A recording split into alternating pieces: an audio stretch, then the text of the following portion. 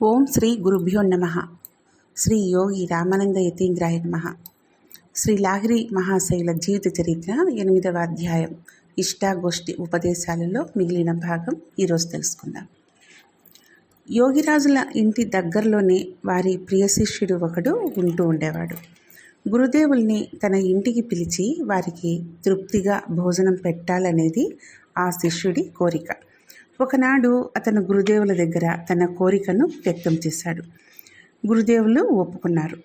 శిష్యుడు అనేక రకాల భోజన పదార్థాలతో పాటు కూడా చేపల కూర కూడా గురుదేవులకు భక్తిపూర్వకంగా పెట్టాడు. యోగిరాజులు కూడా ఆనందంగా తినగలిగినంత తిన్నారు. మిగిలిన పదార్థాలు ఎత్తి విసిరి పారేశారు. గురుదేవుల విస్తట్లో ప్రసాదం మిగులుతుంది కదా, దాన్ని గురుప్రసాదంగా ఇంట్లో వాళ్ళంతా తినవచ్చుననుకున్నాడు శిష్యుడు. ఈ ఉద్దేశంతోనే వడ్డన కూడా భారీగా చేశాడు. కానీ గురుదేవులు విస్తట్లో తినగా మిగిలినవన్నీ విసిరి పారేయడం చూసి నోరు మెదపలేదు. చేతులు నోరు కడుక్కున్న తర్వాత యోగిరాజులు అకస్మాత్తుగా ఇలా అన్నారు: విస్తట్లో ప్రసాదం తినడం వల్ల లాభమేమీ లేదు. ఈ విషయంలో శ్రీకృష్ణ భగవానుడు ఎంత స్పష్టంగా చెప్పాడో చూడు. అసలైన ప్రసాదం వల్ల అన్ని దుఃఖాలు నాశనమవుతాయి. కానీ ఆ ప్రసాదం ఏంటో తెలుసా?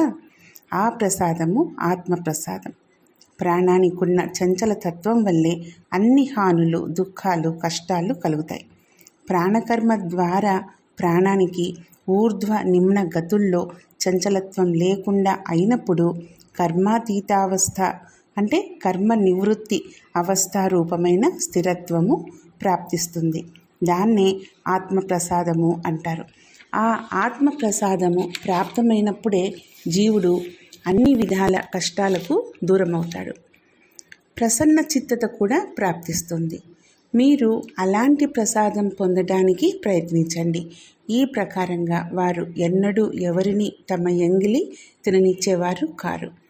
యోగిరాజులు తమ డైరీలో ఇలా రాసుకున్నారు: నాలుకను పైవైపు ఎత్తి తాలు రంధ్రంలోకి అంటే అంగిట్లోకి చొప్పించి ప్రాణకర్మ చేస్తూ ఉంటే గొంతులో తీయటి రసం ఒకటి వస్తున్నట్లు అనుభవం అవుతుంది. అది పైనుంచి అంటే సహస్రారం నుంచి కిందకు వచ్చి గొంతుకు ముక్కుకు మధ్య భాగంలో దగ్గేప్పుడు ప్రవేశిస్తుంది. దీని పేరే అమృతం. ఈ అమృతం తాగడం వల్ల అమరత్వం సిద్ధిస్తుంది. దేవతలు సముద్ర మథన సమయంలో ఈ అమృతమే తాగారు. దేవత అంటే క్రియావంతుడు. ఉత్తమ క్రియ చేసి అమృతపానం చేసి అమరపదం పొందుతాడు. అక్కడ వారి శిష్యుడు మరొకడు కూడా ఉన్నాడు. గురుదేవుల్ని ఒకనాడు మధ్యాహ్న భోజనానికి తన ఇంటికి కూడా పిలవాలనేది అతని కోరిక. గురుదేవులు ఒప్పుకున్న తర్వాత చేపలు మొదలైన నానా రకాల భోజన పదార్థాలు వండించి భక్తిపూర్వకంగా వారికి వడ్డన చేసి పక్కన కూర్చొని విసనకర్రతో విసరడం ప్రారంభించాడు. గురుదేవుల్ని ప్రసన్నులు చేసుకోవడానికి బాబా ఇలేస్ చేపల పులుసు తినండి, రోహు చేపల గుండె తినండి అంటూ చెప్పడం మొదలుపెట్టాడు. 3-4 సార్లు ఇలా చెప్పేసరికి యోగిరాజులు విస్తరి దగ్గర నుండి చటుక్కున లేచి వెళ్ళిపోయారు. ఏదో అపరాధం జరిగి ఉంటుందని అనుకుంటూ అతను బాబా అన్నమంతా వదిలేశారే అన్నాడు. దానికి యోగిరాజులు నేను చేపలు తింటానా, నాకు చేపలు ఎందుకు వడ్డించావు అని అడిగారు. శిష్యుడు చేతులు జోడించి భయపడుతూ ఇలా అన్నాడు: బాబా, ఆ రోజున అతని ఇంటి దగ్గర మీరు చేపలు తింటుండటం చూశాను. అందువల్ల సాహసించి చేపలు వడ్డించాను. యోగిరాజులు ఆశ్చర్యపడి నేను చేపలెప్పుడు తిన్నాను, నేను శాకాహారిని కదా అన్నారు. వారు ఆ విధంగానే నిర్లిప్తంగా ఉంటూ ఉండేవారని ఈ సంఘటనలన్నింటి వల్ల రుజువవుతోంది. ఈ సందర్భంలో శ్రీకృష్ణ భగవానుడు ఇలా చెప్పాడు: కర్మాతీతావస్థ రూప బ్రహ్మయుక్తులు ఆత్మజ్ఞానులు అయిన విశిష్ట తత్వజ్ఞులు చూడడం, వినడం, తాకడం, తినడం, నడవడం, నిద్రపోవడం, శ్వాసించడం, చెప్పడం, విడవడం, తీసుకోవడం, కళ్ళు తెరవడం, కళ్ళు మూయడం అనే పనులన్నీ కూడా చేస్తూనే ఉండి ఇంద్రియాలు ఇంద్రియగత విషయాల్లో మునిగి ఉన్నాయని అంటే వాటి పని అవి చేసుకుంటూ ఉన్నాయని తెలుసుకుంటారు. దీన్ని దృష్టిలో ఉంచుకునే నేనేమీ చేయడం లేదు అనుకుంటారు. అహంకార రహితులై ఉంటారు. కర్మను అంటకుండా ఉంటారు. అంటే ఇంద్రియాలు వాటి పని అవి చేసుకుంటున్నాయన్న ధారణ దృఢమై ఉంటుంది. ఈ విధంగా తమను తాము బ్రహ్మకు సమర్పించుకొని ఎప్పుడు కర్మాతీతావస్థలోనే ఉంటూ ఉండడం వల్ల ఫలాకాంక్ష విడిచిపెట్టి కర్మ చేస్తూ ఉంటారు. ఎప్పుడూ స్థిర ప్రాణ రూపమైన బ్రహ్మతో కలిసి ఉండి పాపపుణ్య సంబంధమైన కర్మల ద్వారా అదేవిధంగా ఆసక్తికి వశీభూతులైపోరు. తామరాకు నీళ్ల మీద ఉంటున్నప్పటికీ నీళ్లను అంటకుండా ఉన్నట్లన్నమాట. ఒకసారి ఒక సంఘటన జరిగింది. కలకత్తాలో ఉండే రాజ వైద్య గంగాధర సేన్ గారి శిష్యుడైన కవిరాజ్ పరేశ్నాథ్ గారు కలకత్తా నుంచి కాశీ వచ్చి కవిరాజీయ వైద్యం ద్వారా మంచి పేరు డబ్బు సంపాదించి కృతార్థులయ్యారు. ఈయన కవిరాజీయ వైద్య రంగంలో పారంగతులు ప్రఖ్యాతులు మాత్రమే కారు, కావ్య వ్యాకరణ దర్శన శాస్త్రాది విషయాలను కూడా క్షుణ్ణంగా అధ్యయనం చేసినవారు. దీనివల్ల ఆయనకు కీర్తి వచ్చింది. ఈ కారణంగా దంభం అహంకారం కూడా ఉన్నాయి. యోగిరాజుల బావమరిది అయిన రాజచంద్ర సన్యాల్ గారితో ఆయనకు స్నేహం ఉండేది. ఆయన ద్వారా పరేశుబాబు గారికి యోగిరాజులతో పరిచయమైంది. పరేశుబాబు గారు చరక సంహిత మీద టీక కూడా రాశారు. ఒకసారి యోగిరాజుల సమక్షంలో ఆ టీక మీద చర్చ జరిగింది. ఆ సమయంలో అక్కడ కొందరు శాస్త్రజ్ఞులు పండితులు కూడా కూర్చుని ఉన్నారు. టీకలోని ఒక విశేషాంశాన్ని చదివిన తరువాత పండితులు తమ అభిప్రాయాల్ని చెబుతూ ఆ టీకను బాగా మెచ్చుకున్నారు.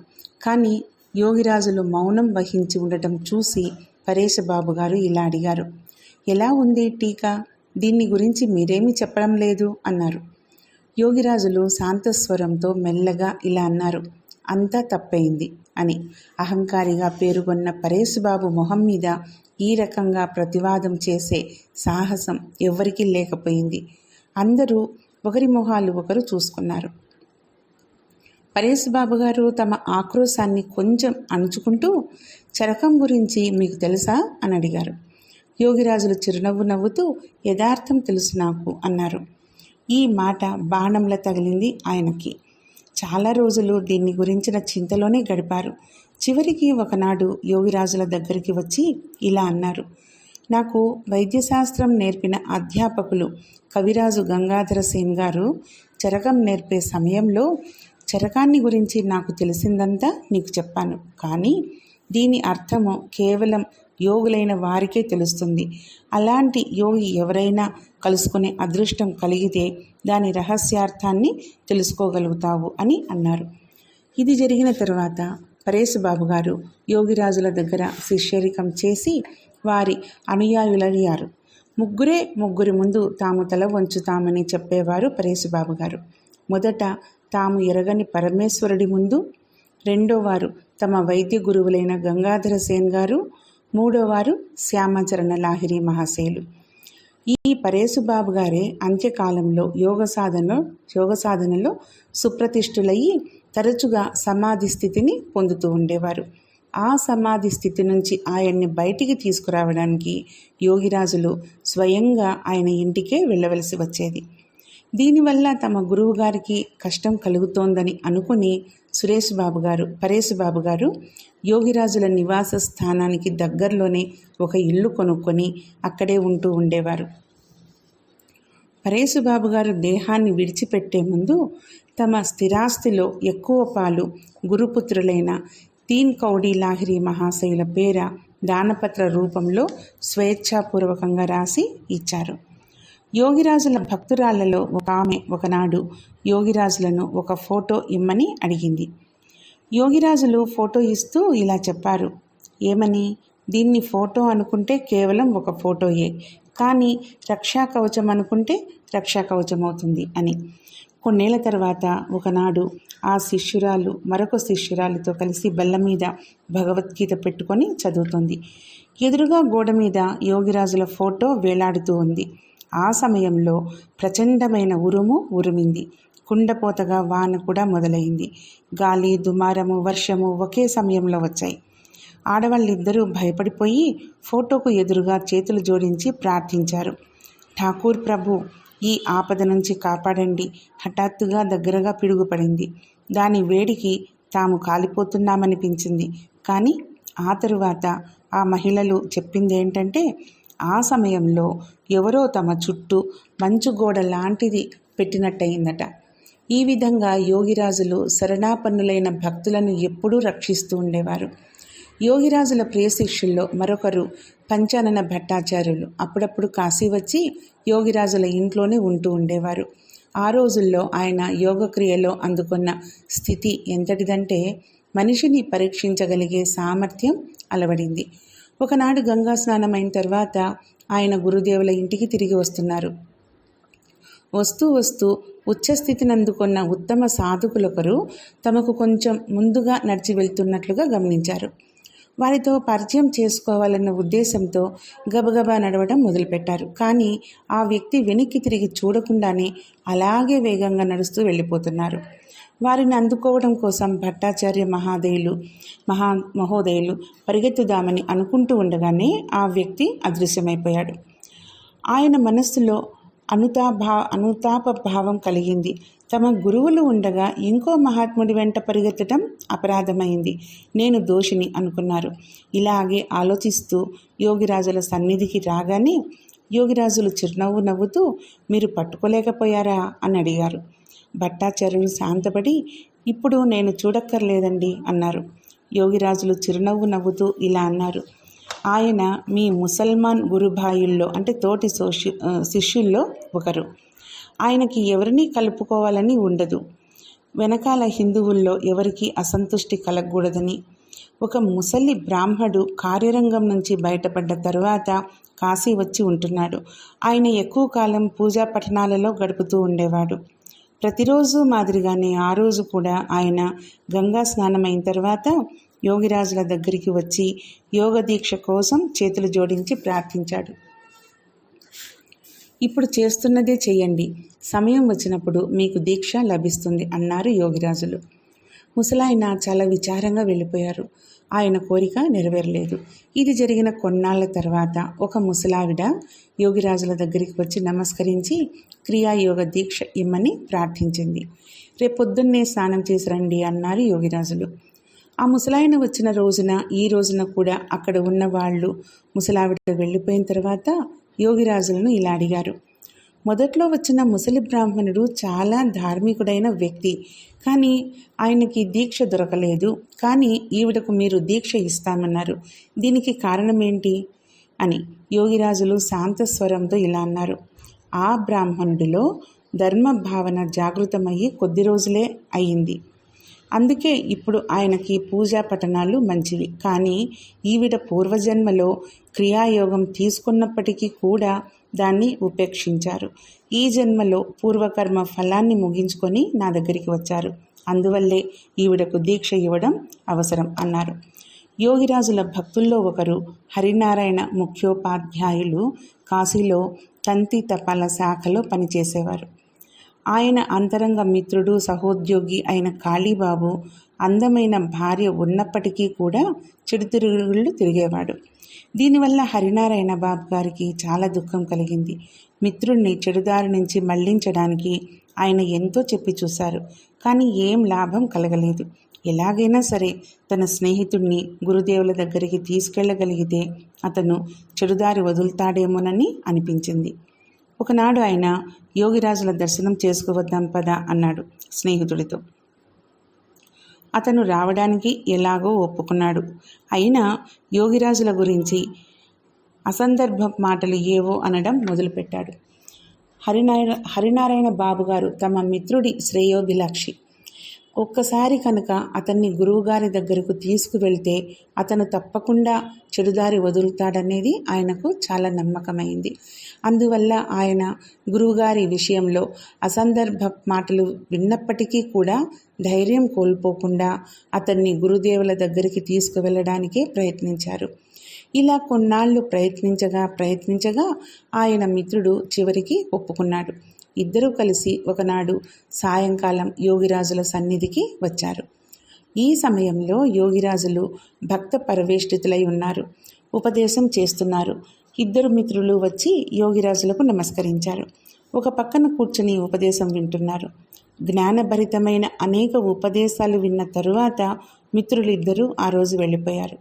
మర్నాడు కాళీబాబు తనంతట తానే పద ఈవేళ కూడా యోగరాజుల దర్శనం చేసుకువద్దాం అన్నాడు. హరినారాయణ బాబు గారు ఆనందంగా స్నేహితుడిని తీసుకుని గురుదేవుల దగ్గరికి వచ్చారు. ఈ విధంగా చాలా రోజుల వరకు స్నేహితుడిని తీసుకువెళ్తూనే వచ్చారు. దీని తర్వాత కాళీబాబు చెడుదారిని వెళ్ళడం మానేసి మంచి నడవడి అలవర్చుకోవడం ప్రారంభించాడు. మరికొన్నాళ్ళకి యోగిరాజుల దగ్గర దీక్ష తీసుకొని సాధనా పథంలో అడుగుపెట్టాడు. ఈ విధంగా ఎందరో విపథగాములు, తప్పుదారిన నడిచేవాళ్ళు ఆయన సాన్నిధ్యంలోకి వస్తూనే పరివర్తన చెంది సద్వర్తనతో జీవిస్తూ ఉంటారు. ఆ హరినారాయణ బాబు గారు ధృపద సంగీతంలో విఖ్యాతులైన గాయకులు. యోగిరాజుల దేహలీల ముగిసిన అనేక సంవత్సరాల అనంతరం క్రీస్తు శకం 1937లో యోగిరాజులు ఉంటుండే గదిలో యోగిరాజుల పాలరాతి విగ్రహాన్ని ప్రతిష్ఠించారు. మొదటిసారి విగ్రహ ప్రతిష్ఠ జరిగినప్పుడు అక్కడొక ఉత్సవం ఏర్పాటైంది. యోగిరాజుల మనుమలు సత్యచరణ లాహిరి మహాశయులు ఆ సందర్భంలో హరినారాయణ బాబు గారిని ఆహ్వానించి సంగీత కచేరీ చేయమని కోరారు. కానీ హరినారాయణ బాబు గారు ముక్కు చెవులు నలుపుకొని నాలిక కొరుక్కుంటూ ఇలా అన్నారు, ఇక్కడ పాడమని అనకండి, అక్కడ అమర్యాద కనపరచడం ఉచితం కాదు అన్నారు. కారణం అడిగితే ఆయన ఇలా చెప్పారు, ఒకనాడు నా సంగీత విద్యా గురువులు యోగిరాజుల శిష్యులు శ్రీ రాంపూర్ నివాసులు అయిన రామ్దాస్ గోస్వామి మహాశయులతో కలిసి, అంటే మేమిద్దరం యోగిరాజులకు నమస్కరించడానికి వచ్చినప్పుడు వారు అంటే యోగిరాజులు ఉత్సుకత చూపి స్వర తాళ లయలను గురించి మాతో ముచ్చటించటం మొదలుపెట్టారు. అలా ముచ్చట్లాడుతున్న సందర్భంలోనే వారు హఠాత్తుగా నోరు మూసుకొని ఏవో నాదస్వర సంబంధమైన ధ్వనులు ఉత్పన్నం చేశారు. అవి ఏనాటికి నా చెవుల్లో మోగుతున్నాయి. ఆ స్వరం ముందు నా స్వరం అర్థరహితమవుతుంది. ఏ స్వరము, ఏ ధ్వని, ఏ స్థానీయ ప్రయత్నాలతో ఉత్పన్నమవుతాయో ఆనాడు అన్నీ మాకు ఆయన చూపించారు. ఇందుకే వారి ఎదుట పాట వినిపించడానికి సాహసించలేకపోతున్నాను అని చెప్పారు. ఇంతటితో 8వ అధ్యాయం ముగిసింది. 9వ అధ్యాయంతో మళ్ళీ కలుసుకుందాం. ఓం శ్రీ గురుభ్యో నమః.